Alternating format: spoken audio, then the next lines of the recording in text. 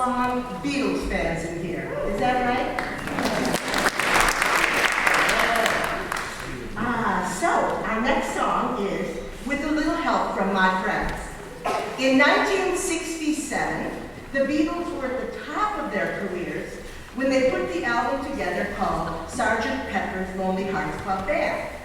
Paul McCartney and John Lennon wrote the song for drummer Ringo Starr with a limited range for his voice.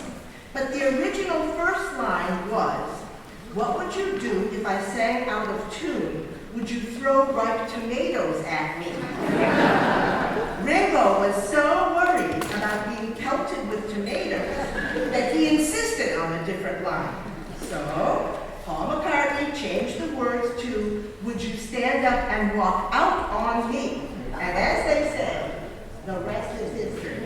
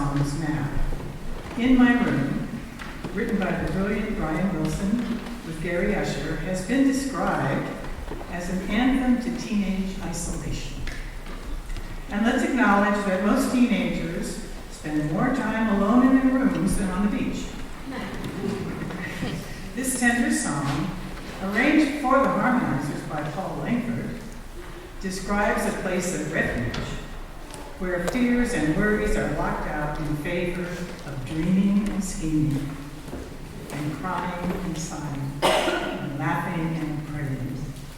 As we sing In My Room, I encourage you to think of a world where you can go to tell your troubles to.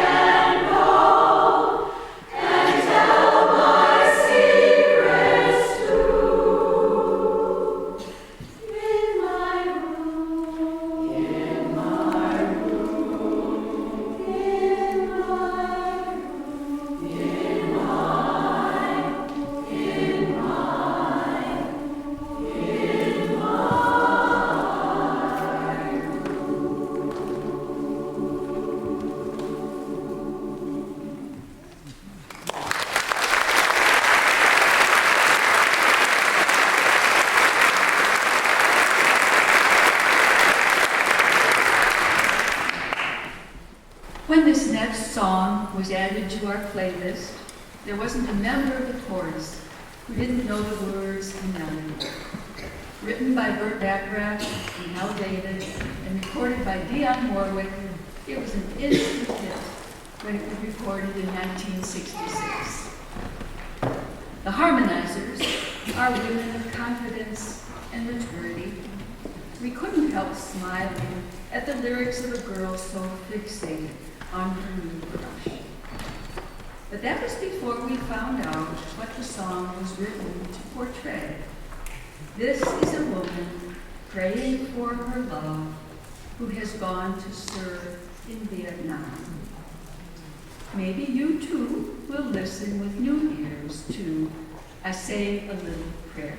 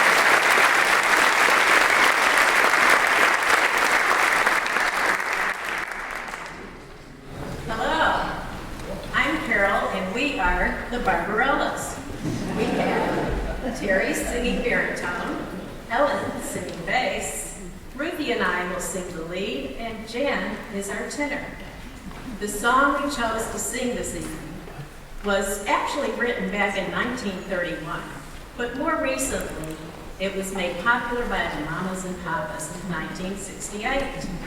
So listen now as the Barbarellas present our barbershop version of Dream a Little Dream of Me.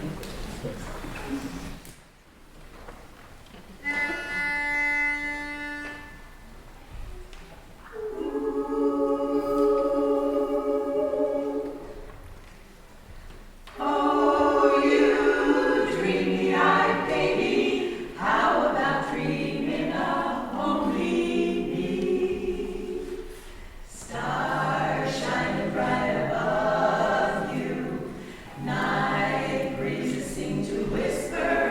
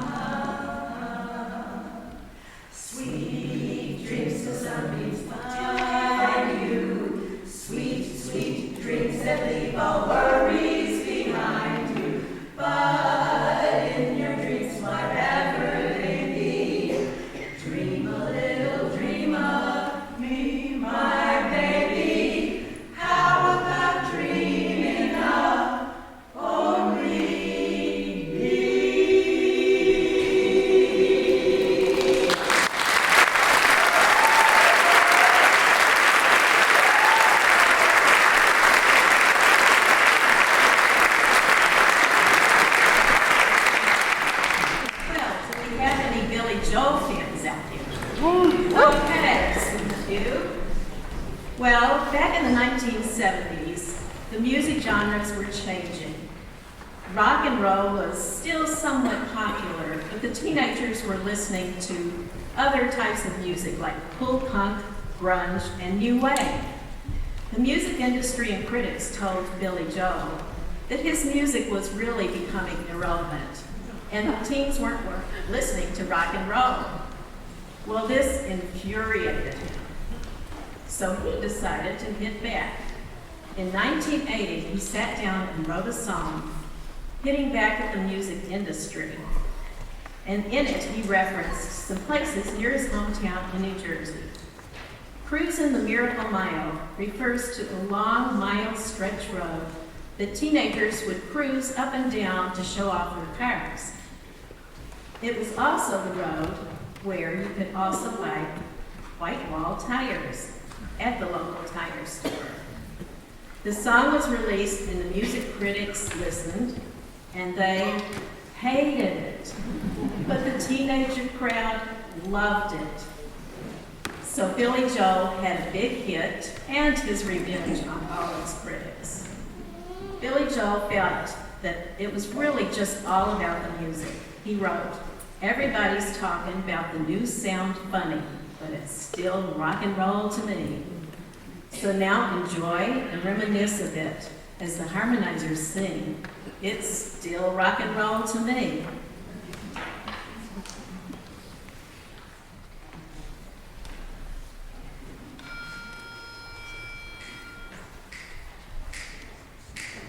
What's the matter with the clothes I'm wearing? Can't you tell that your tie's too wide? Your tie's too wide. Maybe I should try some old tab collars, cut them back to the age of jive, the age of jive. Where have you been hiding out lately, honey? You can't dress trashy till you spend a lot of money. Everybody's talking about the new sound funny, but it's still rock and roll to me. Still rock and roll. What's the matter with the car I'm driving? Can't you tell that it's out of style? It's out of style. Should I get a set of white wall tires? Are you gonna cruise the Miracle Mile? Miracle Mile. Nowadays you can't be too sentimental.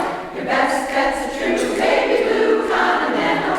Hot punk, cool punk, even if it's old junk, it's still rock and roll to me.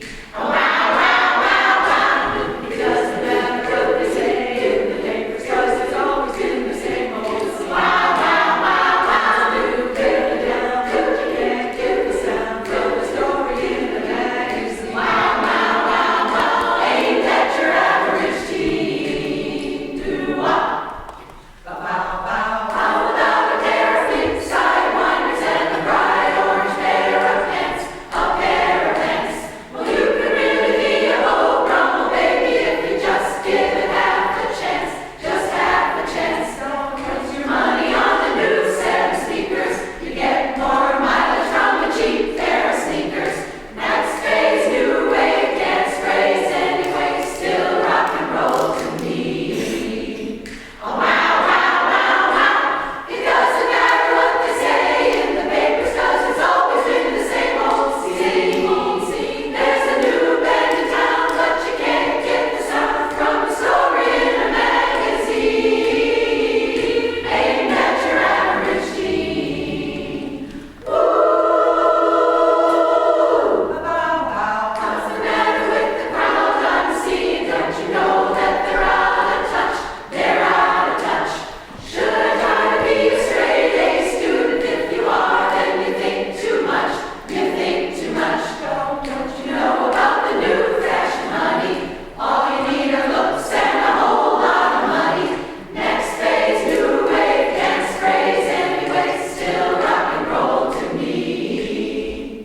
Everybody's talking about the new sound funny, but it's still rock and roll to me. Yeah.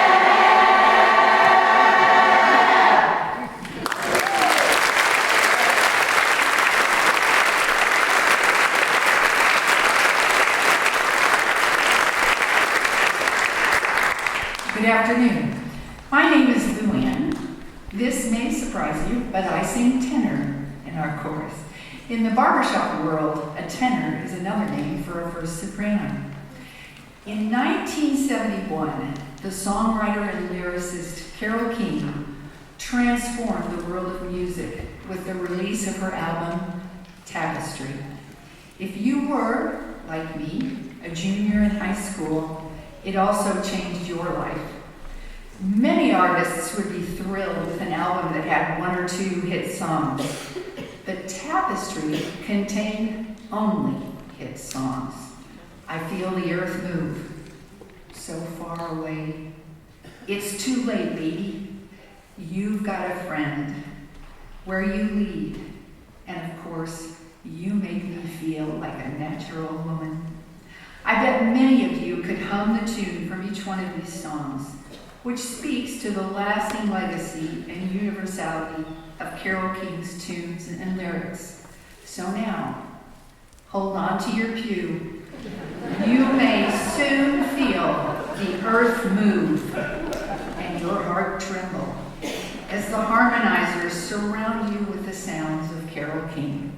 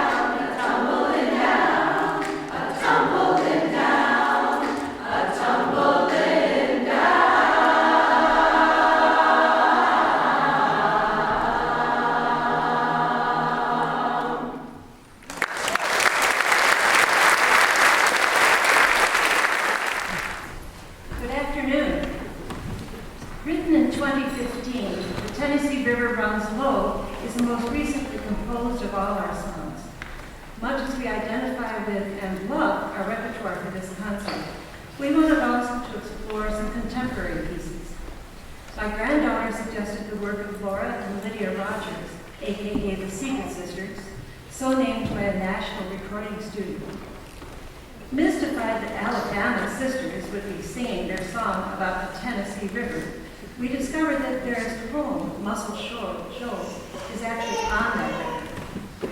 This song then captures the mystery, the joy, and occasional dark moods of that river through the tight harmony, carefully crafted dissonances, and great lyrics of masterful composers. Here then is Leslie on tenor, with Emily on baritone, Fred on bass, and me, Betsy, on lead, is The Tennessee River Runs Low.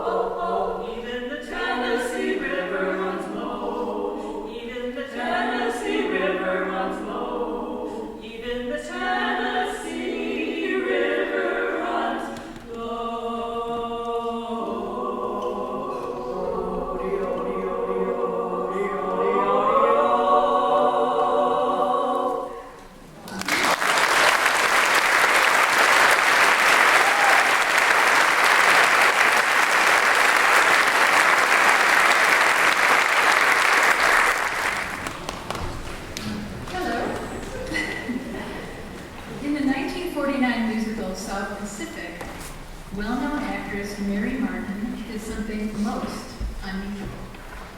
In a makeshift shower on the set, she literally washed her hair 8 times a week for over 1,000 performances. This idea came from Mary Martin herself, who thought it seemed perfect for the story. Her character, Nurse Nellie Forbush, discovers she has fallen in love with a man of questionable background. She declares she will end the relationship and vividly describes to her fellow nurses how she will do it. Rogers and Hammerstein agreed to this novel idea, writing, "I'm going to wash that man right out of my hair."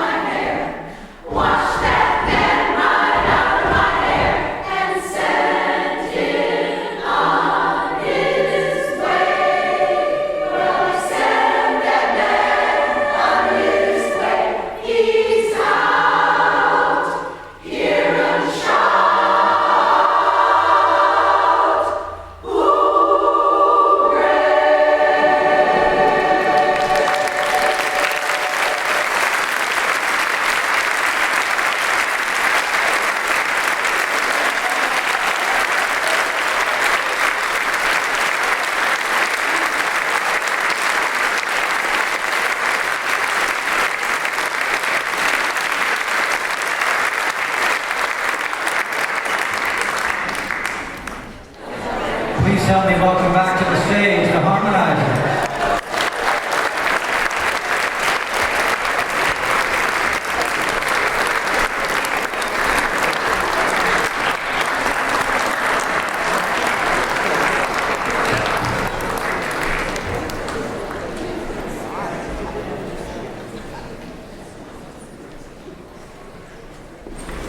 Welcome back, everyone.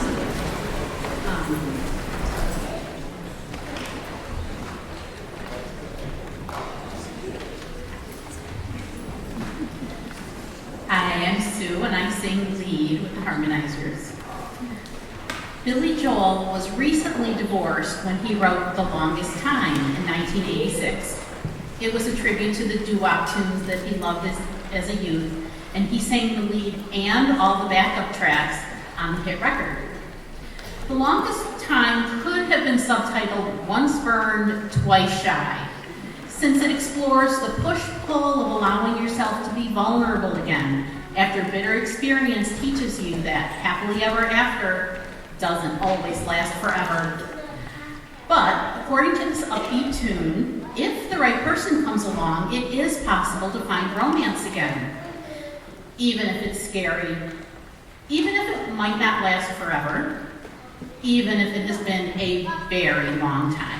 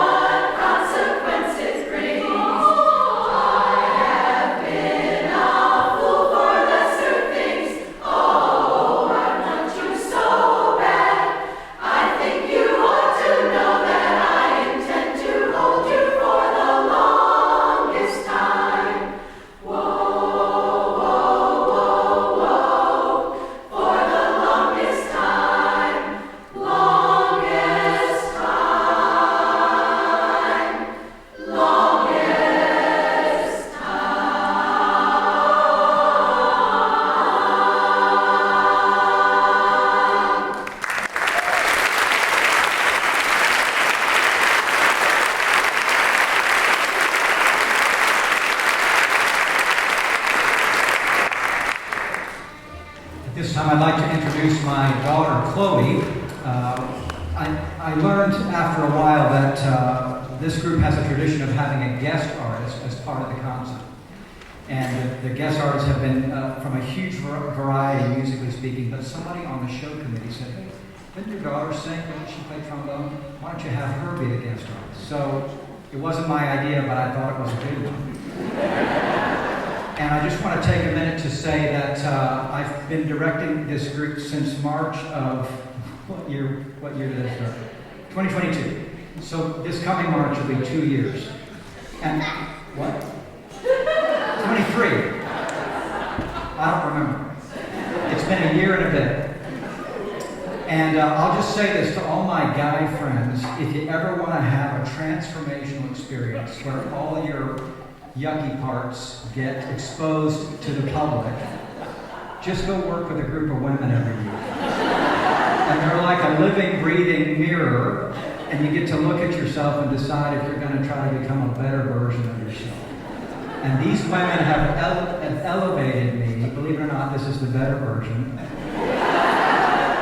They've helped me become a better musician, a better leader, a better person, a better man. So I'm very grateful to all of them. How about a hand for the women?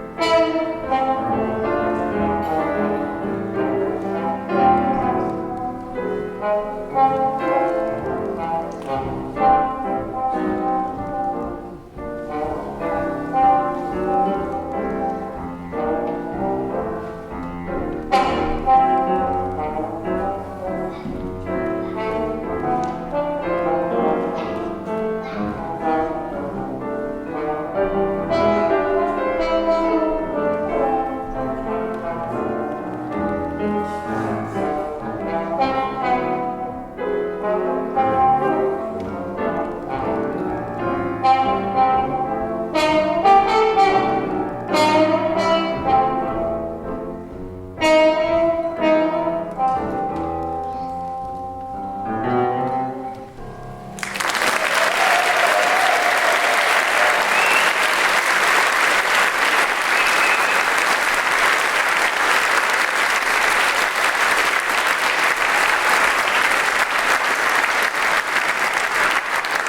like to say a quick thank you to the Harmonizers for inviting me here today. I feel like I know you all personally, rehearsal track-wise.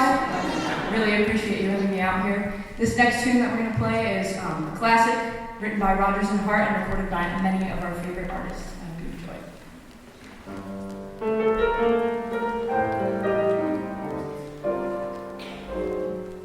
My funny Valentine, sweet Connie Valentine, you make me smile with my heart.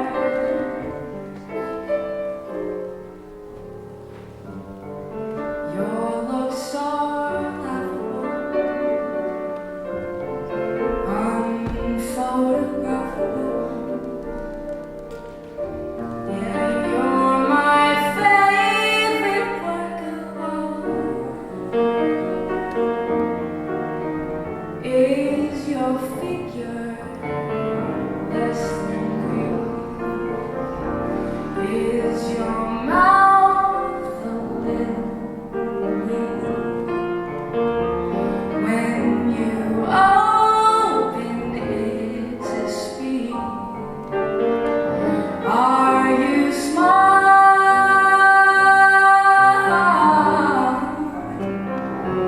But don't change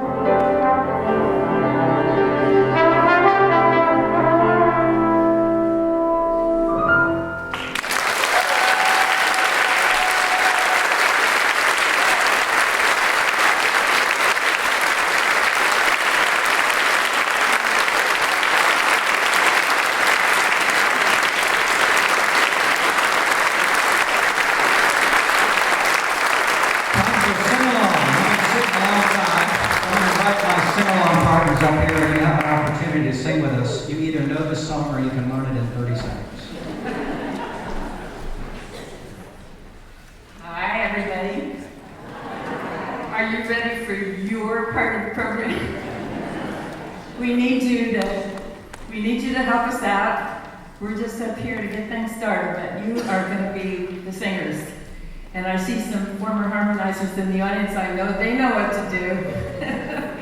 And the song that we're going to do today is a well-known song from the campfire or from anywhere you want to think of. It's Down by the Riverside. And if you don't know it, as Paul said, you'll pick it right up. This is an old traditional gospel song that was kind of adopted by people who work for peace, and we like this song for a lot of reasons, and that's one of them. So when you sing this song, you can sing the tune, you can sing the harmony, or if you feel like you have kind of a low voice and you want to do something fun, we have invited Paul to join us and do a part that anybody really in this audience might decide to help him with. So, way down. That's not all, is it, Paul? What else? Way down. Anybody think they can help Paul with that? It's easy. Okay, so are you ready? Down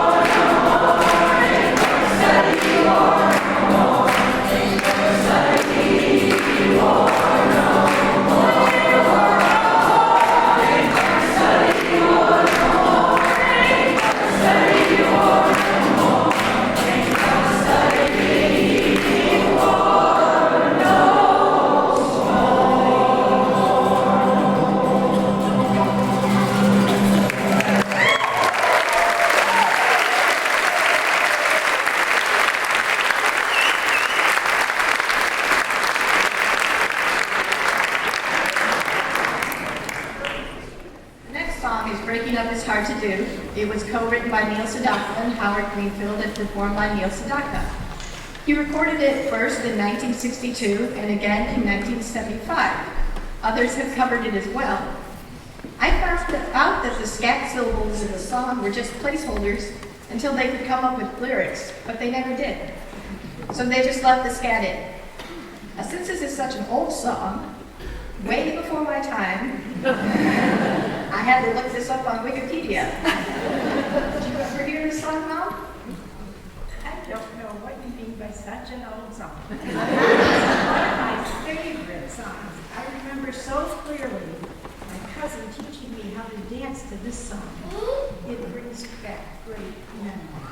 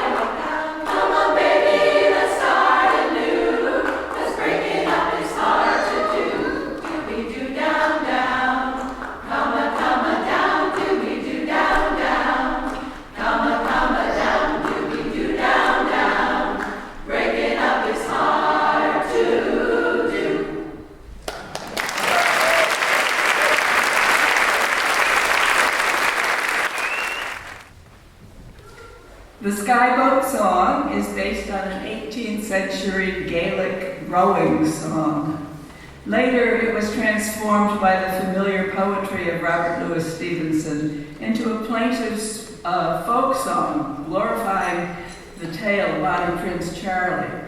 Those of you who are fans of the Outlander TV series will recognize it. But this modern-day version belongs especially to the Harmonizers.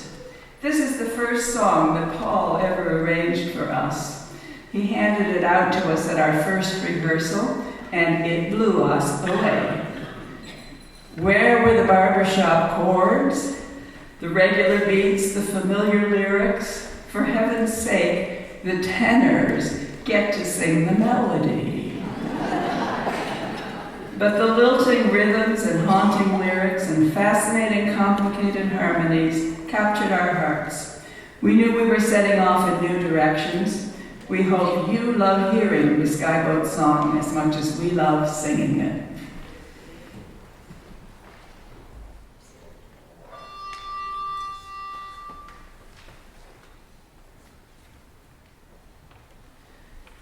Sea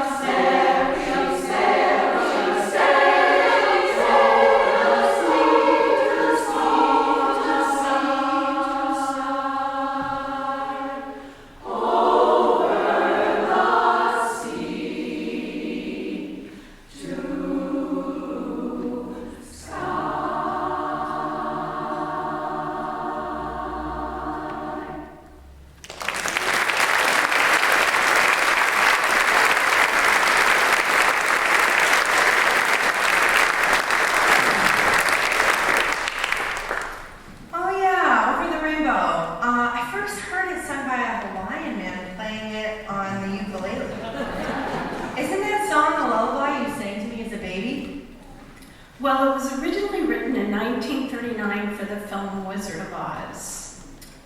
They at least did it with a ukulele, right? No. 16-year-old Julie Garland sang it while holding her dog Toto.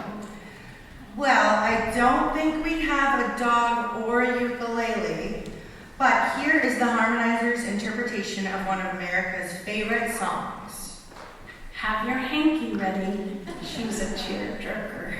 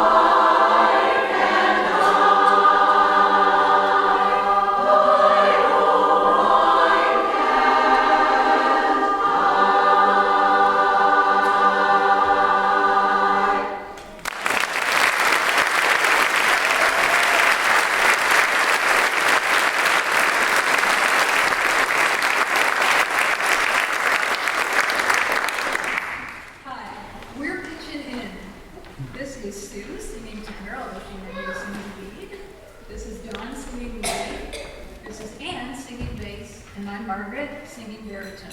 Woo! This next song is immediately recognizable to anyone who knows the daring adventures of Woody, Jessie, Buzz Lightyear, and all the wonderful Toy Story friends we've come to know over the years. It's a song about lasting friendships among toys or people. Any toddlers in the room? Feel free to sing along.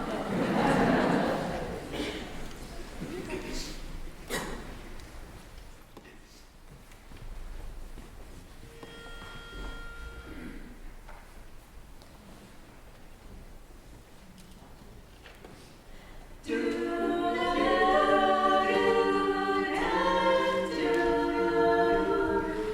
got a friend in me. You got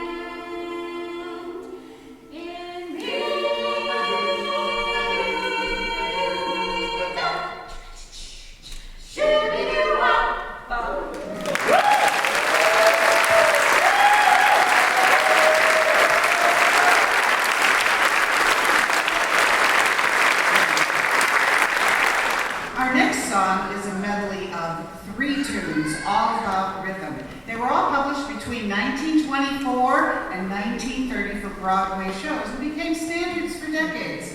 I'm sure you'll recognize them. The first part of the medley, I Got Rhythm, and the last part, Fascinating Rhythm, were composed by George Gershwin with lyrics by his brother, Ira Gershwin. Sandwiched in between is a swing tune by Caesar Meyer and Kahn called Crazy Rhythm. Little story about the Gershwins. As usual, George Gershwin would compose the music first, as he did with I Got Rhythm, and give it to his brother Ira for the lyrics.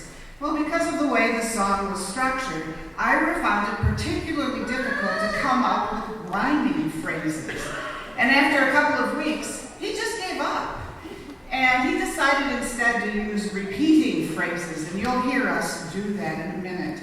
But Ira deserves a little grace, because in Fascinating Rhythm, he came up with a rhyme that has never and will never be used in a song again. He rhymes the word quiver, quiver, with flivver, F-L-I-V-V-E-R. Does anyone know what a flivver is? Yes. It's a car, an old car. It's an early 20th century term for an old, beat-up, poorly maintained car, what we would call a clunker. Something that shakes and rattles as it goes over the road. A flivver. So listen for that amazing rhyme, quiver and flivver. It goes by fast as we sing the I Got Rhythm medley for you.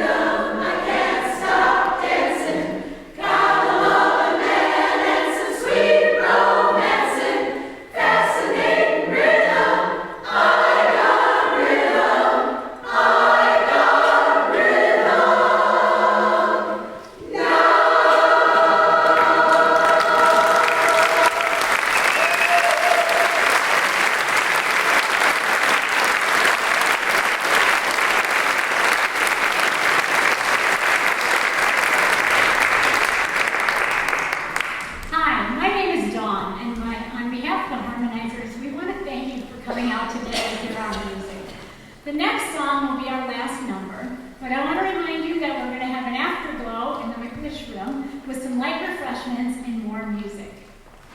Our last song is Good Vibrations by the Beach Boys.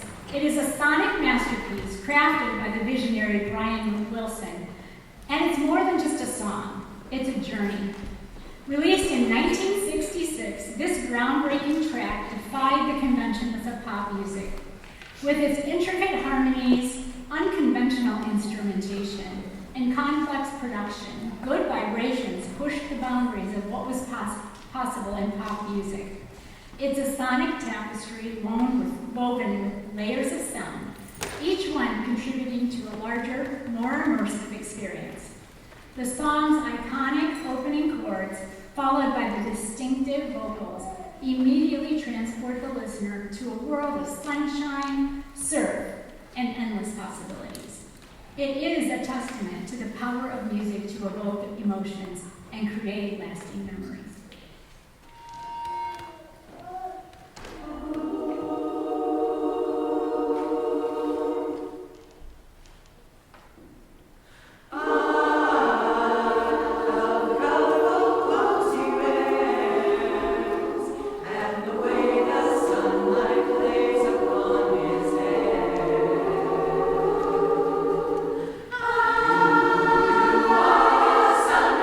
Gentle word.